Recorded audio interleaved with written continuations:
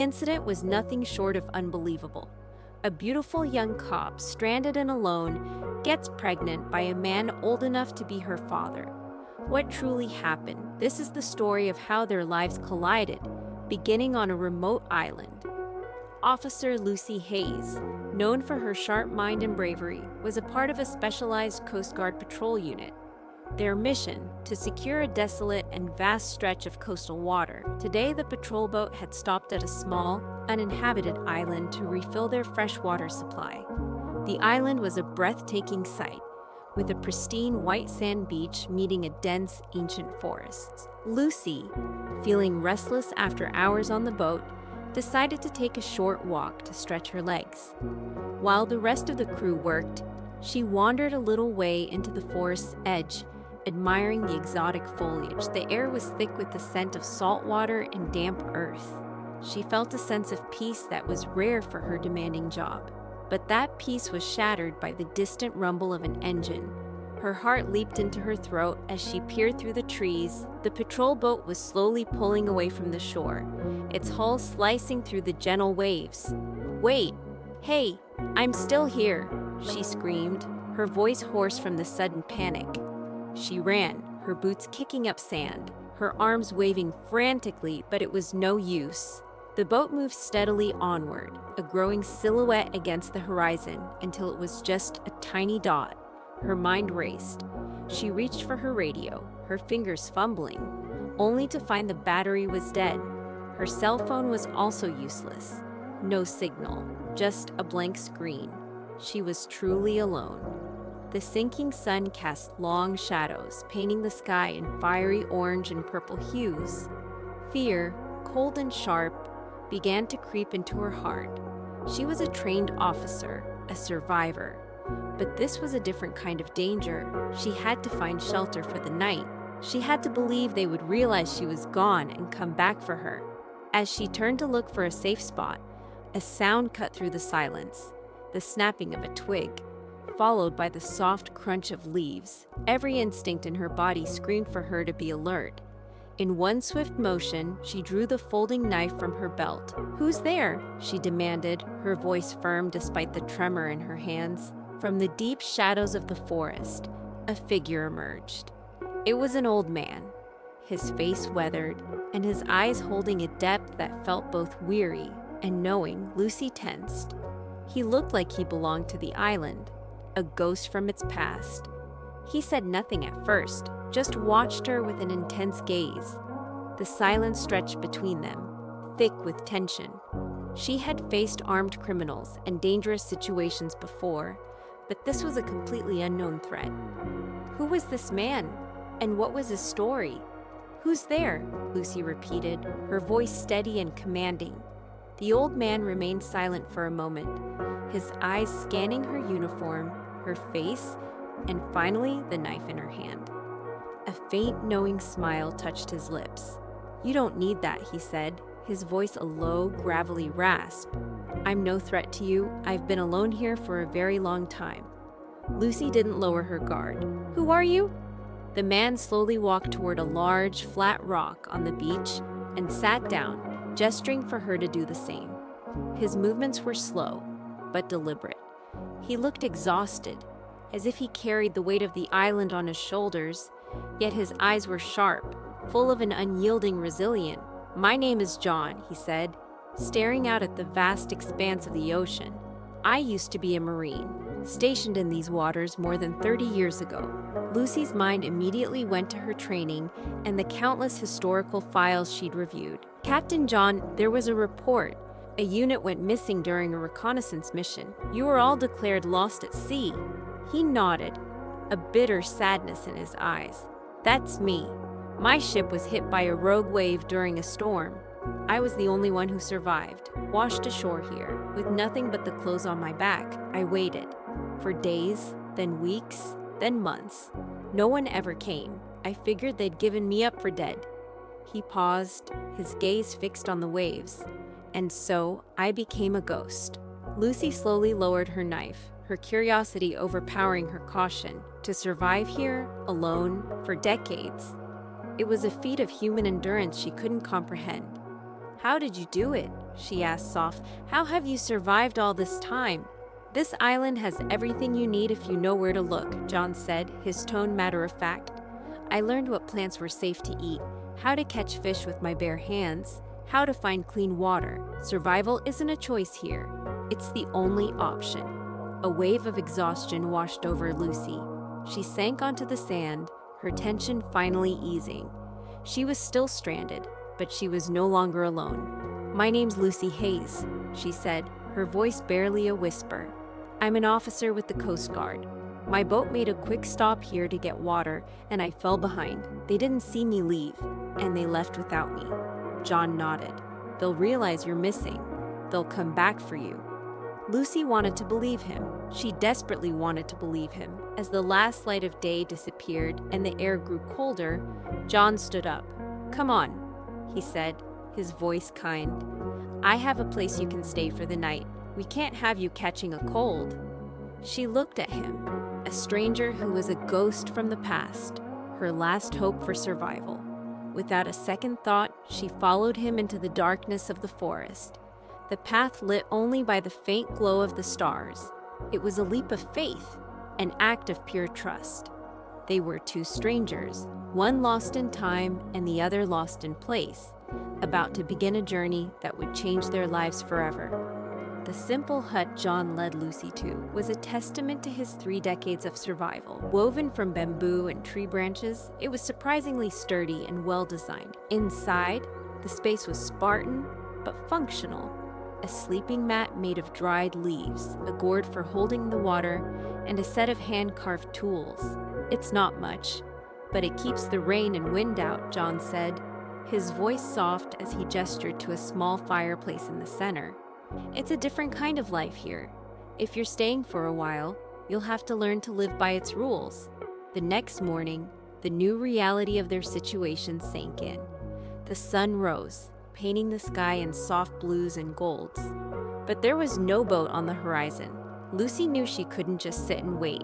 She had to learn. John was a patient teacher. He started with the basics. First, food, he said, leading her into the forest. He showed her which berries were edible and which were poisonous, how to tell a safe mushroom from a deadly one, and how to find fresh water from a hidden spring. He even taught her how to set simple traps for small animals and how to create a rudimentary fishing spear from a sturdy branch and a sharpened rock. Lucy, a city girl and a trained officer, found herself humbled by the sheer amount of knowledge John possessed. She was used to technology, to guns and gadgets, but here her life depended on ancient, raw skills. She learned to start a fire by rubbing 2 sticks together, her hands blistering at first, then toughening. She learned to read the forest, to track animal prints in the mud, and to listen to the sounds of nature as if it were a language. Days blurred into weeks, and weeks into months. They worked together, side by side. He taught her to repair the hut, to gather firewood, and to find the best spots for fishing. Their conversations, which had been short and practical at first, began to lengthen. At night, by the warmth of the fire, Lucy would talk about her life, her family, the daily grind of police work, her hopes and dreams. John, in turn, began to open up about his past, sharing stories of his life as a young Marine, the friendships he'd lost, and the overwhelming loneliness of his decades on the island. As they shared their deepest fears and regrets, the quiet moments between them became more comfortable, more intimate.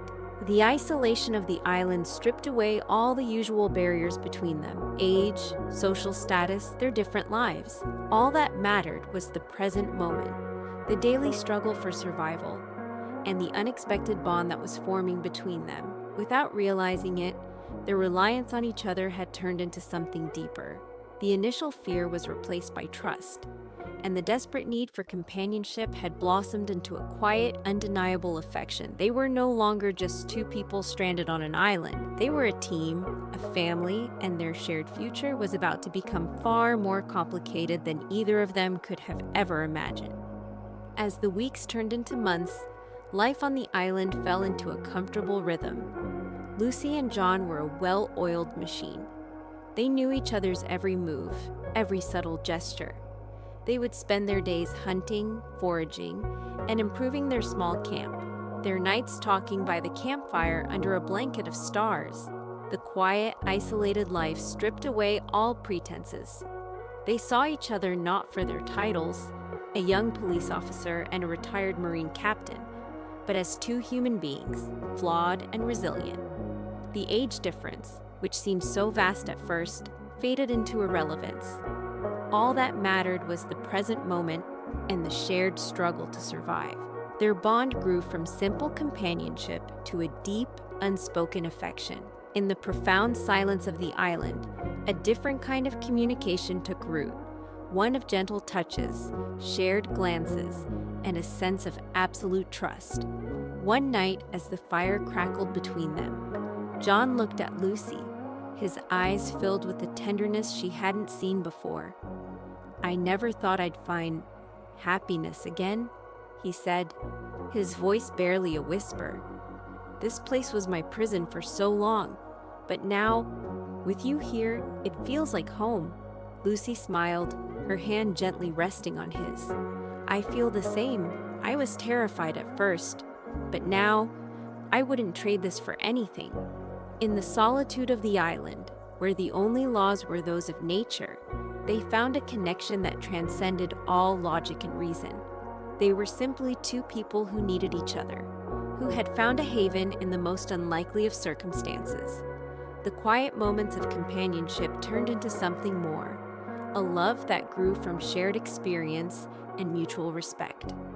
Several months later, Lucy began to notice subtle changes in her body, a strange fatigue that lingered despite getting enough rest, a sudden aversion to the smell of certain foods, a persistent feeling of nausea in the mornings. At first, she dismissed it as a reaction to the island's diet or just simple exhaustion, but as the days passed, a new, undeniable possibility crept into her mind. Her stomach felt different, a soft fullness she hadn't noticed before. Her hands trembled as she placed them on her lower abdomen, a wave of shock and disbelief washing over her. Could it be? Here, on this island, with no one but John? The thought was overwhelming, a mix of pure joy and absolute terror. A new life was growing inside her, a living testament to their time together. She was pregnant. The realization brought a rush of emotion. She was happy, deeply, unexpectedly happy, but her joy was mixed with an immense fear. How could she give birth here, with no doctor, no hospital, and no medical supplies? The simple fact of their survival was a miracle, but bringing a new life into this world felt like an impossible risk. She had to tell John. She had to share this secret that was now a part of her. The reunion was a whirlwind of emotion. The Coast Guard crew couldn't believe their eyes. Here was Officer Lucy Hayes, who had been presumed lost at sea, standing on the beach with a gray-haired man who was a legend, Captain John, a hero declared dead decades ago. The story of their survival was almost unbelievable. As Lucy was helped onto the boat, she held John's hand tightly. The journey back to the city was filled with questions, and for the first time in over a year, they had to recount their incredible story to a bewildered audience. Back in the city, life was waiting for them, but it was a life they had to completely rebuild. Lucy was hailed as a hero. After a thorough medical checkup, her pregnancy was confirmed. The news spread quickly through the department, a mix of shock and awe following her wherever she went. She decided to continue her work, balancing her duties as a police officer with the new life growing inside her. John, now officially a ghost no more, chose a quieter path. The chaos of city life was a stark contrast to the peaceful isolation of the island. He found solace in nature, taking a job as a park groundskeeper in a quiet green corner of the city. He spent his days tending to plants, the skills he learned on the island now put to use in a new, calmer way. He was no longer a soldier or a castaway, but a gentle caretaker, patiently waiting for the day his son would be born. Months later, in a sterile hospital room, a new chapter began. Lucy gave birth to a healthy baby boy. The first cry of their child was the most beautiful sound they had ever heard. As Lucy held their son for the first time, John stood by her side, his eyes filled with tears of pure joy. He gently touched the baby's tiny hand. "He's amazing, Lucy," he whispered, his voice thick with emotion. "He's everything." They named their son Caleb, a name that means wholehearted.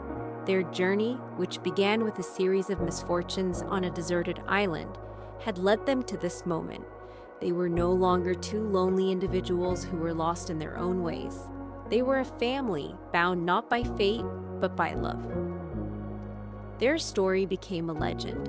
It was a tale of resilience, of love that defies age and circumstance, and of hope found in the most desperate of places. Lucy and John showed that life's most unexpected twists can lead to its greatest blessings. Their island, once a prison, was now a sacred memory, a place where they not only survived but also found true happiness, a happiness that they now shared with their son, Caleb, the beautiful result of their extraordinary life together.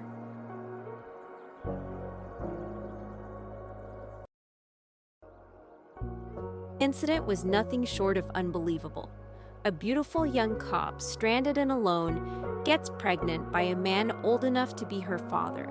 What truly happened? This is the story of how their lives collided, beginning on a remote island. Officer Lucy Hayes, known for her sharp mind and bravery, was a part of a specialized Coast Guard patrol unit. Their mission, to secure a desolate and vast stretch of coastal water. Today, the patrol boat had stopped at a small, uninhabited island to refill their freshwater supply.